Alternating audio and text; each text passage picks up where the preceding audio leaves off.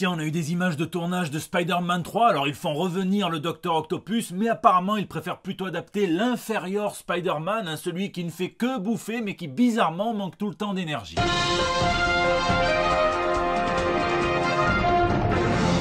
Non, effectivement, on a eu plein de vraies images de tournage. On a même aperçu le frère de Tom Holland sur le plateau. Il aurait un rôle dans le film. Moi, je pense qu'il a gagné un pari. On lui a dit, oui, tu peux jouer dans Spider-Man 3, mais tu dois porter la perruque de Woody Harrelson à la fin de Venom pendant absolument tout le film. Il a dit, ok, il est courageux, le garçon. Ici votre fidèle commis des comics, vous êtes dans l'émission qui fait le tour de l'actu de l'industrie du comic book et de tous ses dérivés, c'est le 280e JT Comics. Je vous l'annonce, je dépose une proposition de loi pour que la Snyder Cut devienne la nouvelle unité de mesure temporelle. On dirait par exemple, pas se prendre l'apéro à la maison, mais pas longtemps, genre une Snyder Cut ou deux. Avec ça, un jour durerait 6 Snyder Cut, un match de foot durerait 0,37 Snyder Cut, et ma meilleure nuit de sexe endiablé durerait la moitié du générique de WandaVision. Mais allez, passons plutôt aux news de la semaine. Rob de Liefeld. C'est la news insolite de la semaine et c'était pourtant écrit dans son prénom. Rob Liefeld aime bien voler la vedette au moins. C'est co-créateur. Il avait eu des propos déplacés à l'égard du co-créateur Fabian Nicieza de Deadpool. Et bien là, c'est lui ou plutôt un de ses collègues qui se retrouve dans une situation assez désagréable. Scott Williams, l'encreur que l'on connaît pour avoir œuvré sur les crayonnés de Jim Lee. Vous savez que les comics, pour que ça sorte tous les mois, le processus est divisé en plusieurs tâches. Vous avez le scénariste qui envoie ça à un dessinateur, puis un encreur, puis un coloriste, puis un lettreur, etc., etc. Et au moment fatidique de partager les originaux, qui sont une source de revenus non négligeable pour les artistes, normalement, c'est réparti de façon équitable entre tous les protagonistes artistes. C'est comme ça que Scott Williams a pu obtenir cette couverture des New Mutants numéro 90, qu'il avait laissé dans son studio, dans lequel, à l'époque, dans les années 90, il y avait beaucoup de passages. Et forcément, au moment de la spéculation, la création d'Image Comics, le nom de Liefeld était complètement synonyme d'une mine d'or. Il y a eu quelqu'un d'un petit peu mal intentionné, un gros fils d'up, qui lui a tout simplement dérobé la couverture. Et donc il profite d'Internet, même s'il a très peu d'espoir que ça aboutisse, afin de dire, jetez un petit coup d'œil, même si ça fait 30 ans que je me le suis fait voler. En plus, je n'ai jamais porté plainte. Donc voilà, soyez avisés si vous voyez ça sur le marché de la collection.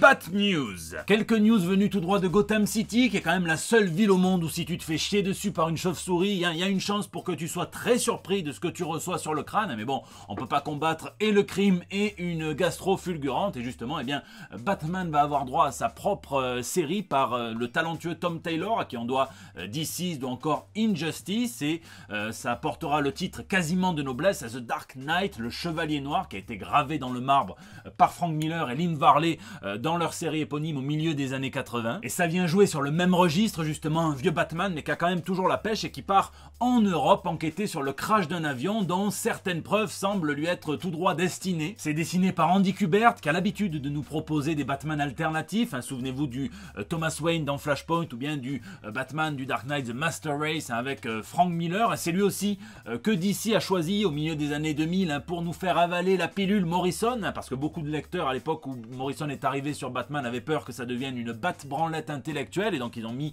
un artiste un petit peu mainstream. Et c'est donc lui qui a co-créé avec Momo le Robin le plus marquant de l'histoire de la chauve-souris, le moins statique en tout cas, et c'est ça qui en fait peut-être le plus intéressant à mes yeux. Damian Wayne, le fils de Bruce, qui vient rompre avec les schémas classiques, Dick, Jason ou encore Tim. D'ailleurs, ça va bientôt devenir Damien Jean-Paul Phoenix Gauthier Wayne, puisque le sale gosse va avoir droit à sa propre série par Joshua Williamson et Gleb Melnikov, une série qui devrait l'émanciper définitivement du papa Batman et des Teen Titans, une série avec un pitch à la Tekken ou tout autre jeu où tu peux avoir la malchance qu'un connard qui n'a jamais joué mais qui sait un peu appuyer sur tous les boutons te fasse un perfect, puisque c'est la Ligue de Lazare qui va organiser un tournoi pour déterminer quel est le meilleur combattant du monde. Évidemment, Damien va vouloir y participer, mais avant ça il va déjà devoir trouver l'île sur laquelle cela se déroule. Ça risque d'être un petit peu plus compliqué à trouver que les émirs d'Abu Dhabi. D'ailleurs, l'artiste Gleb Melnikov, qui a épinglé il y a quelques semaines Donny Cates et Mark Bagley sur leur façon de faire de l'art séquentiel, avec le tact d'un Damian Wayne de la grande époque, a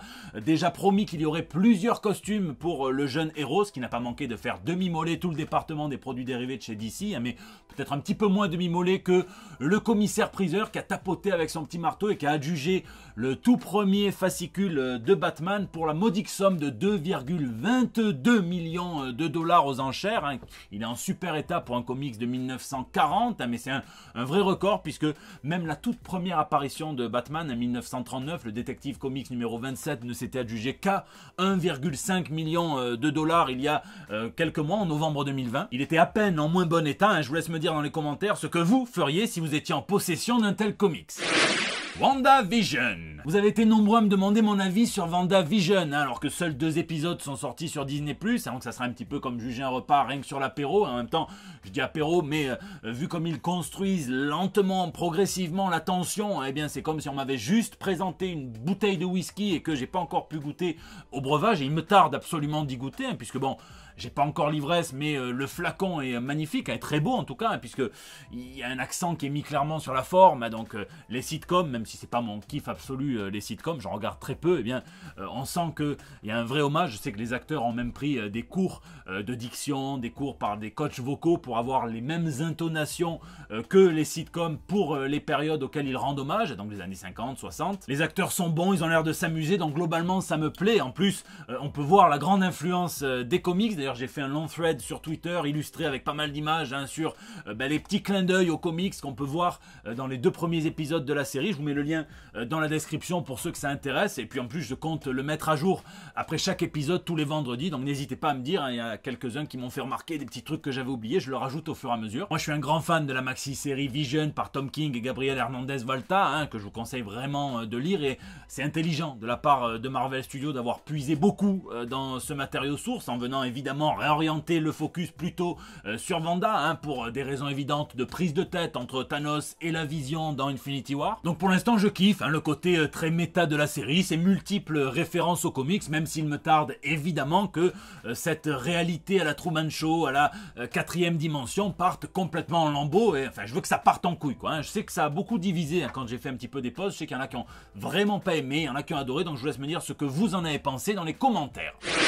Retour et comics. C'est la semaine des retours, il y a même eu le retour de la neige en Algérie pour la 3e fois de leur histoire. Alors là, s'ils n'ont pas tous sorti les drapeaux, on vous connaît, hein, les Fennecs, hein, c'est même une avalanche de news sur le monde des comics aussi, hein, avec le retour d'une de mes équipes favorites du monde des comics, hein, Ramvi, Anan Erka et Aditya Bidikar, hein, à qui on doit l'excellent Blue in Green, l'excellent Graffiti Wall, hein, qui reviennent chez Volt Comics avec Radio Apocalypse, qui vient combiner musique et fin du monde, puisqu'on va suivre les aventures d'un homme dont le destin est très très lié à celui de la toute dernière station de radio à émettre après l'effondrement. Ça sort en avril, pour moi c'est un achat direct, hein. Ramvi me fait vivre mes meilleures sensations de lecture du moment, hein. Il écrit bien, il a toujours su choisir les bons artistes pour ensemble créer leur dinguerie, hein. C'est clairement ce que faisait Alan Moore dans toute sa carrière. Chez Marvel, 2 retours, hein. Tout d'abord celui des Valkyries, hein, de Jane Foster, hein, par le grand bâtisseur de monde Jason Aaron, hein. La série avait été annulée il y a quelques temps, mais apparemment son retour pour l'event King in Black a su peut-être convaincre Marvel et de lui laisser une nouvelle chance. Et donc là, c'est avec le dessinateur Torunn Grønbekk, hein, qui nous propose des planches qui ont l'air déjà de casser la rétine. Et puis le retour de Dark Hawk à l'occasion de son 30e anniversaire, hein. Ça sera avec les 2 créateurs originels, donc Danny Fingeroth et Mike Manley, même si à l'origine c'est une idée de Tom DeFalco. Dark Hawk, c'est un héros sur le principe, hein, de l'avatar qui permet de switcher, un petit peu comme le Captain Marvel et Rick Jones. Donc là, c'est une amulette qui permet de passer du héros à un espèce de robot qu'il contrôle par l'esprit. Donc à la base, c'était un héros assez urbain, et puis Marvel l'a fait évoluer de manière tout à fait cosmique. Et il y a certaines rumeurs qui courent comme quoi le héros a été breveté par Marvel Comics pour peut-être une apparition sur le petit ou le grand écran. Il y a quand même un départ en avril, hein, celui de Ta-Nehisi Coates du titre Black Panther, après 4 ans de bons et loyaux services auprès de Sa Majesté du Wakanda, hein. Il aura mené Black Panther jusque dans l'espace, c'est dire. Chez les indés, l'adaptation de The Old Guard a très bien marché sur Netflix, au point que le comics revient sous forme d'anthologie avec les créateurs originaux, hein, Greg Rucka, Alejandro Fernandez, mais aussi tout plein de créateurs impressionnants. Il y a du Jason Aaron, du Brian Michael Bendis, du Vita Alaya, du Kelly Sue DeConnick, il y a plein de monde. Et Mike Mignola revient et étend son autre univers partagé, pas Hellboy, un L'Outerverse inauguré en 2007 avec avec un roman illustré écrit par Christopher Golden, illustré par Mike Mignola. Donc c'est l'histoire d'une chasseuse de vampires, hein, on se refait pas. Et là, il y avait eu ensuite en 2010 le comics, et puis il y avait eu Joe Golem dans le même univers. Et donc là, il y aura 4 nouveaux comics avec des nazis, avec des vampires, avec des chasseurs de monstres et de sorcières. Lisez, hein, cette semaine je me suis fait plaisir avec les 2 premiers titres de l'éditeur TKO disponibles en France chez Panini Comics. Bon, Sentient, c'est l'histoire d'un vaisseau spatial dans lequel des séparatistes vont tuer absolument tous les adultes, laissant les enfants être éduqués par l'intelligence artificielle. Alors je vous rassure, c'est ni Bixby ni Siri, hein, c'est beaucoup plus perfectionné. Elle va se prendre à l'intelligence comme une maman pour tous ses gosses. C'est un parfait petit manuel, hein, le premier chapitre surtout d'un comics qui vous met mal. Moi, à la fin du premier chapitre, je me suis mis à poil, j'ai mis du Mylène Farmer à fond et je me suis fait couler de la cire chaude sur le prépuce pour oublier ma douleur. C'est une histoire qui est très bien exécutée, même si je la trouve assez classique au final. Mais vous avez vu l'équipe de dingue, Jeff Lemire, Gabriel Hernandez-Valta, bon, c'était pas possible que ça se plante trop. Si vous aimez les huis clos, les histoires de science-fiction qui se déroulent dans l'espace, n'hésitez pas à le prendre. Mais si vous devez n'en prendre qu'un, évidemment, prenez Sarah par le patron, Garth Ennis, hein, Steve Epting également, qui est un patron du dessin. C'est inspiré donc de l'histoire, donc c'est ces troupes de snipers russes entièrement féminines qui se sont engagées donc dans la Deuxième Guerre mondiale. Et il construit un récit autour de ça dans lequel on retrouve énormément de ses obsessions, hein, son obsession tout d'abord pour la guerre et la vision vraiment pragmatique, cynique, terre à terre qu'il aime bien en donner, hein, c'est pas du tout de la propagande. On le voit beaucoup dans son Punisher Max ou dans tous ses autres récits, il y en a beaucoup qui n'ont pas été édités en France, mais il fait beaucoup de récits, il a même fait un World of Tanks, un truc sur le jeu vidéo,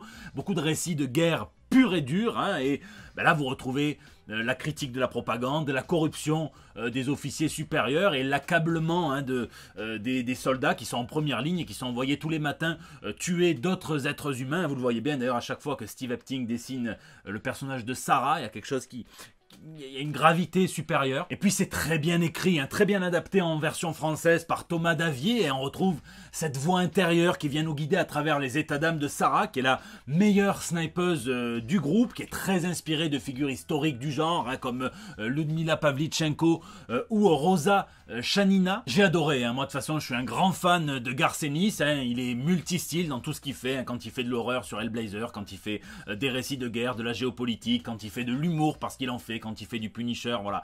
Je suis très fan, même s'il y a peut-être un petit raccourci scénaristique qui m'a un peu fait tilter, mais vraiment, je chipote, on peut en parler en commentaire parce que je vais pas spoiler. Donc, si vous aimez son Punisher Max, foncez. Si vous aimez les récits de guerre extraordinaires et singuliers, foncez. C'est un récit qui la met en plein dans le mille. Je sais que Panini va également proposer chez TKO Goodnight Paradise, la petite bombe atomique de Joshua Dysart et d'Alberto Ponticelli. C'est colorisé par Giulia Brusco. Donc c'est une espèce d'enquête, hein, dans le milieu sans-abri dans la culture SDF de Los Angeles. C'est excellent et donc ça aussi il faudra soutenir en masse parce que on en reparlera quand ça sortira, c'est sûr et certain. J'ai aussi lu d'autres choses dont je ne peux pas vous parler pour l'instant, hein, parce que je vais être amené à traduire un comics pour un éditeur français, mais ça n'a pas encore été annoncé. Et puis aussi un jeu de société, puisqu'on reparlera, les commis-joueurs vont reprendre, mais ça, je vous en reparlerai en temps voulu. Je fais un petit coucou à Benny qui me dit qu'il me regarde avec ses enfants, hein. Des fois c'est peut-être pas la meilleure émission à regarder avec des gosses, à part j'ai pas toujours la bouche très très propre, mais bon, ça passe apparemment, hein. C'est la fin de ce JT Comics. Je vous remercie à tous de l'avoir suivi, d'être de plus en plus nombreux à le faire, de mettre des pouces bleus, de le partager, hein, sur Facebook, de le tweeter, le retweeter, de m'incorporer dans des stories Instagram. Je vois tout, hein, vous faites péter les scores depuis quelques semaines et je vous en remercie. Donc n'hésitez pas à réagir dans les commentaires sur YouTube où je réponds à chacun d'entre vous, bien sur les réseaux sociaux, hein. C'est là aussi que vous me laissez vos petits messages pour El Bando del Pueblo, votre espace de liberté depuis plus de 5 ans désormais. Faites attention à vous, hein, je vous souhaite évidemment que du bonheur, hein, des gros bisous, et puis je vous donne rendez-vous la semaine prochaine pour des nouvelles toutes fraîches. Ah, soi-disant la Covid va bientôt devenir à terme, hein, une maladie similaire à un rhume, hein. Bon, ça fait un petit peu pareil que les Rambo, quoi. Quand le premier est sorti, il nous a fracassé pour des années, et puis après, avec les 4 autres, hein, ça nous fait tout juste un petit peu couler du nez, il y en a beaucoup qui s'en lavent les mains.